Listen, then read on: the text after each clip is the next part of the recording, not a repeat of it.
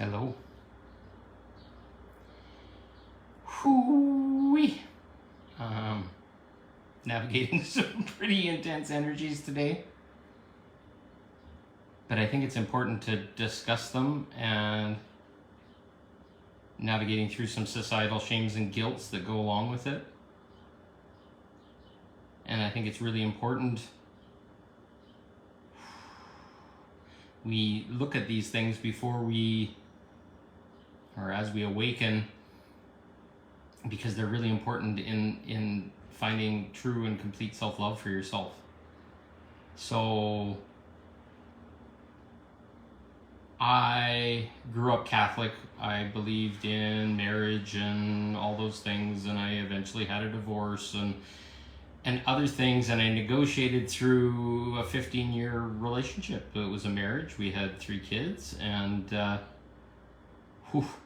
learned a lot. I don't want to get into a ton of details, but basically I'm a very physically loving person. I married a woman that was Japanese, and I found out later physical loving is not the same in Japanese. It's more about how you respect people and how you talk and other things. So I kind of married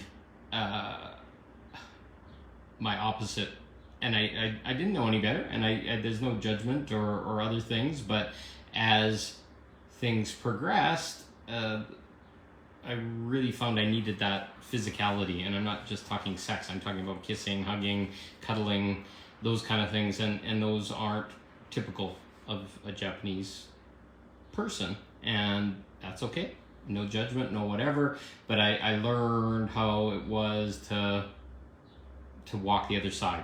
So I walked in where I wasn't getting that need met and those feelings, and push comes to shove, there's lots of crazy stuff that was in the middle of it, like having 3 kids and moving through newborns, finally getting past nursing, and then another kid comes and then a 3rd kid. So the first probably 10, 12 years of the relationship was just getting kids raised and born and all that kind of stuff. So I had to give up on some of the physical sides of sexuality after pregnancy, etc., etc. These are all very normal things.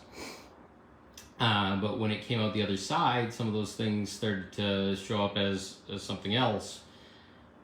I don't think it's serving to go in deep, but we're to the point now that I'm trying to rebuild my relationship side. It's been almost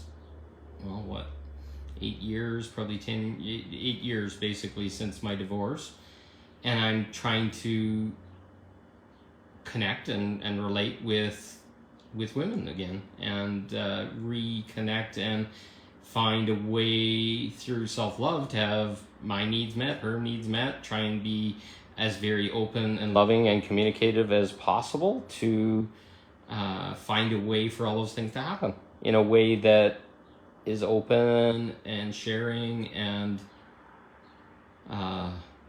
vulnerable as possible.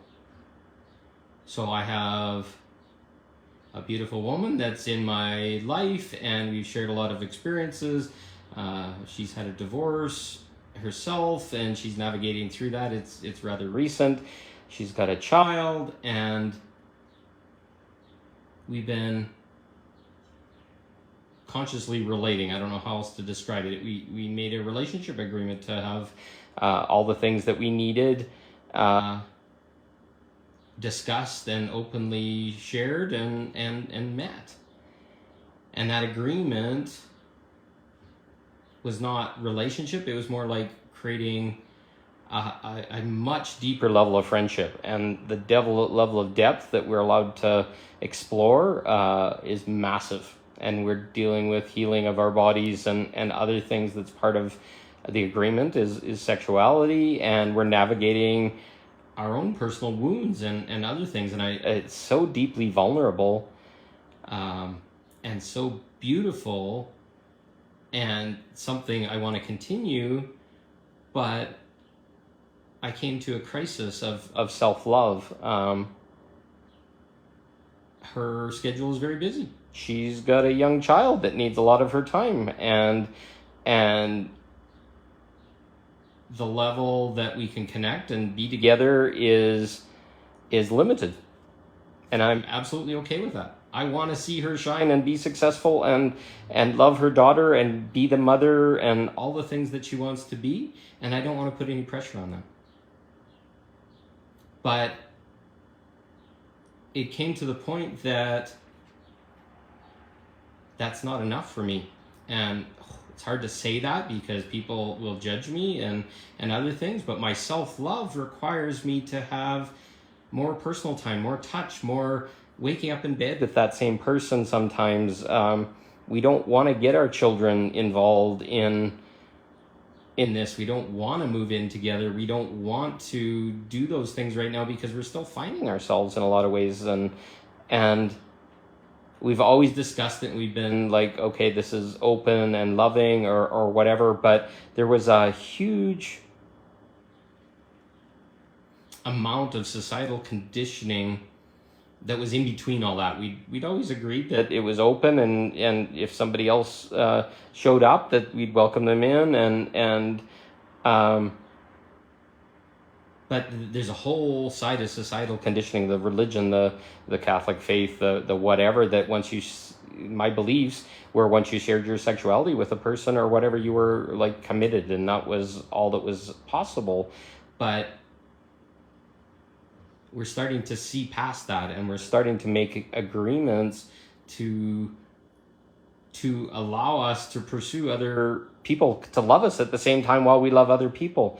And in the old days and in the old ways and the old expectations of society is you'd have to smash all your, as a man, smash all your female relationships so that your partner wasn't jealous and it was ugly or messy to have more than one person in your life at a loving level. And those just kill you. Like to set aside, I looked at my marriage, and to set aside that I needed touch and I needed those kind of things in my marriage, I put it aside and I accepted it. And then over time, I started to resent my partner. And it was something that I needed, and I could find no way to do it. And in that time, you didn't discuss this kind of thing. You just kind of found a way to make it work, and you gave up a part of yourself. And that's what my parents, I know, do. And I didn't find that very self-loving. The self-loving parts of me wants to have connection at any depth with any person that shows up in my life that wants to have that depth, or that depth feels good. I don't have to choose one over the other. And the partner I'm talking about, she knows about it. We've had this discussion. It's going to be new to have somebody in there and all these things, but we know the reasons that we're navigating this space. And me being really open and discussing what my needs are and that kind of stuff, and then letting it be okay that we're not at stages of our lives that they match up. And this new level of self-love has to come, and that's why I called it the rapids, where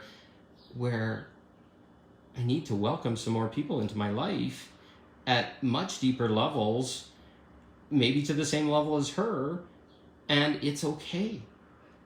Like, as long as we're being open and loving and honest about these things and having relationship agreements about how that would work and what makes us uncomfortable and other things, there is no reason I can't have more people in my life. And I want her to have more people in her life too, so that we can become the fullest expressions of ourselves. Like, if I want to go to a movie sometime and I have 3, 4, 5 people that I can choose from, then great, I should be able to go to that movie with that person and share. And if we want to go down even deeper levels, if I want to share intimacy with another person and it's feeling right and it's within the agreements that I've made with the people that I love, so that nobody's surprised or whatever, then this magical place starts to happen where we are not giving away a part of ourselves or giving up on our personal needs just because one person isn't okay to meet them, and to have the expectation that a partner is going to meet us very high percentage levels of the same things we like. What if we like to snowboard, or we like to ski, or we like to watch movies, or go to movies, or go to events, or other things, it's okay.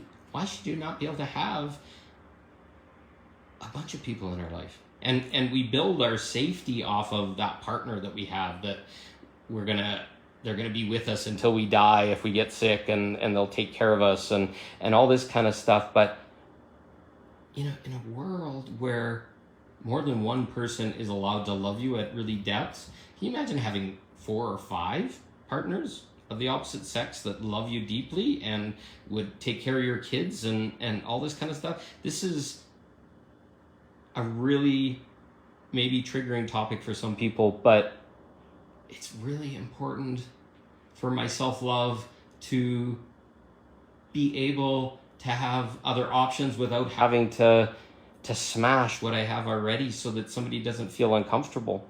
I'd far prefer to have a bunch of hard conversations and set agreements and beautiful, loving boundaries so that I can safely navigate around the world and maybe welcome more love, new love, different ways of love, exploring. How do you explore with a partner you feel that you're bound to or attached to, when they can leave at any moment? Things can change, people can die, all this kind of stuff. So to fully acknowledge self-love, you have to choose or make the choice that you're not going to just love one person for your whole life. And statistics show it. That's not even that. 60% of people end up in divorce. And until people explored, some people go through 3 divorces and then they end up with their original ex. Because they didn't have time to explore. They didn't have time to find themselves. They didn't have time to figure out what they like, what's good, what's bad, what's fun, what's not fun. We're now at a stage where we need to self-love ourselves first. And if we're wandering around feeling like we're attached to a person or stuck to somebody, maybe we decided at high school level or whatever, a lot of people are making new choices. They're saying, I want that. I want different. I want whatever. Now the kid's gone and now they want to explore some new stuff, or they didn't have time to explore when they were younger. I wasn't even sexual until I was 30 years old. I didn't know what the frick I wanted. So now I had that conversation this morning, and we've been having it for a while, but this was very me choosing that path and being open about it. And it's okay, and I'm happy to talk about it. And anything that shows up, I want those energies, those jealousies, those fears, those whatever. That's part of our spiritual awakening, is to transit through those and find somebody who can sit with you and love you through it and say, okay, yeah, this is messy. It feels gritty. It feels like my divorce again, or it feels like my marriage again, or whatever. And if we have self-love, we can sit and hold hands and navigate through that journey and still love each other. There's absolutely nothing that says that if I love another person, it's okay when it's our parents, our brothers, our sisters. If I'm a guy and it's a male friend and I say I love, but the minute I love another woman, the jealousy thing comes out, the scared comes out, that I'm, I don't know, like I'm choosing to let them go or whatever, which isn't the truth. I want to love many people. So this is where the rapid is. The world says choose one, and then all these things like jealousy and societal conditioning and judgment and all this kind of stuff says that's bad and whatever. And I'm not talking about things like polyamory or whatever. There's a lot of stuff that's really twisted out there where nobody's really dealing with their shit. They put a bunch of rules and other things. I'm talking about unconditional love, where it's like, I love you whether you have somebody else in your life or not. And honestly, there's this thing called compersion, where I'd be really happy to have another person's needs met that's my lover. And I want them to see them self-expand, and I want to see them come back after maybe spending time with that lover, and now they're excited and joyful and new. I want that to be part of every day of my life for me too, as well as them. It's not a one-way street. It's a two-way street. Once you open up to having more people love you and expressing those loves and stuff like that, it gets more complicated, but it gets powerful, because gritty stuff comes up and we're faced to look at it. But to sit with that gritty stuff and start to love yourself and make choices that love you, and stop agreeing to please someone, to make them happy by giving them all your love or other things. And now there's a newness to everything. There's I wouldn't say a competition, but it's like we got to keep putting in and adding to the relationship. And if we have new blood, new energy, new excitement coming in, then something really miraculous happens. It just gets your passion going. When there's that new energies and new exploration, and you have somebody you can go talk to you about afterwards, there's this brilliant joy in that level of unconditional love. And I'm ready to explore that. And I really want people to look in and see where things aren't working out in their relationships and with their partners and other things, and start to choose themselves. Say, hey, this other person's showing up and I really want to explore time with them. How would that look? And you're going to find out that person's either doing their work, it's maybe your partner now, or it triggers the fuck out of them and they want to get angry and they want to whatever. And you're going to find out really how much their love is or how much fear they have. And then you get to work through it, and something beautiful can begin, or maybe something beautiful ends. But we all eventually have to make this choice. We were not here to have one person meet all our needs and love us in all the ways that we need. If we let go and we start to allow new possibilities, then something magical happens. And not at the expense of everyone, but at a bigger expense of like bigger families. Like, for example, my ex-wife has a boyfriend and I'm good friends with him, and he gives fatherly advice to my kids and asks my permission and all this kind of stuff. And I am so overjoyed that my kids have 3 right now adults that love them, and maybe sometimes 4 adults that love them, my partners and others, and maybe even more, because there's nothing wrong with that. There's no like he makes me uncomfortable or whatever. I love him. He's a great guy. He's a lot like I was in the past, and I want my ex to have somebody to be with. So navigating self-love means sometimes we have to ask for what we want, even though it might be scary. And that's what I'm navigating through today. And it's beautiful, and I see some new possibility, new excitement. There's just a little rush of a little boy inside saying, okay, I'm going to welcome some new energy into my life, and I need that, and I need more personal time where I can be with a person 2, 3, 4 days a week if that allows it.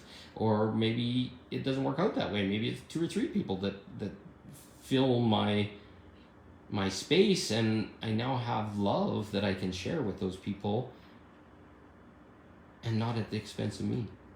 So pretty big understanding for me, and I hope this helps you navigate how can you more self-love yourself, adding more people to your life, adding more of those things, and you're going to be surprised.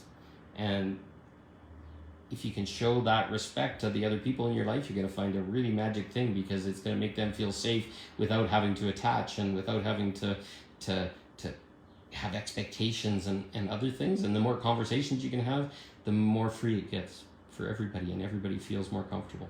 So my perspective, I love you, and I hope this resonated. If you got any questions or you disagree, put it down at the bottom, and I'd love to respond. Have a good day. Thank you. Love you all. Bye. Thank you, Catherine.